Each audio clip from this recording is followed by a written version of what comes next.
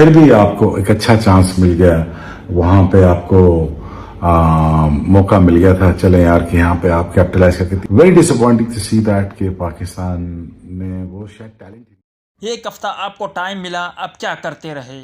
ना आपकी फील्डिंग काम की और ना ही बॉलिंग। आसान कैचेस छोड़े गए। आज डेविड वार्नर ने जिस तरह हमें मारा, यकीनी तौर पर वो याद रखा जाएगा। उफ, डेविड वार्नर ने कितनी शानदार बल्लेबाजी की। आज उन्होंने 9 छक्के और 14 चौके लगाए। डेविड वार्नर ने आज 163 रन बनाए, मगर यहाँ पर गलती हमारी थी। उसामा मीर ने उन्हें 10 रन पर एक मौका दिया। ऑस्ट्रेलिया का स्कोर उस वक्त 22 था और कैच भी बहुत ही आसान कैच था। यकीनी तौर पर अगर उसामा मीर उस कैच को पकड़ते तो ऑस्ट्रेलियन टीम को शुरुआत में हम मुश्किलात का शिकार कर देते, मगर बदकिस्मती से उसामा मीर ने एक आसान कैच छोड़ा और उसके बाद डेविड वार्नर और शॉन मार्श ने जिस तरह की बल्लेबाजी की, ऑस्ट्रेलिया के स्कोर को एक ऐसे टोटल तक पहुंचाया जो कि यकीनी तौर पर पाकिस्तान के लिए काफ़ी ज़्यादा मुश्किल होगा।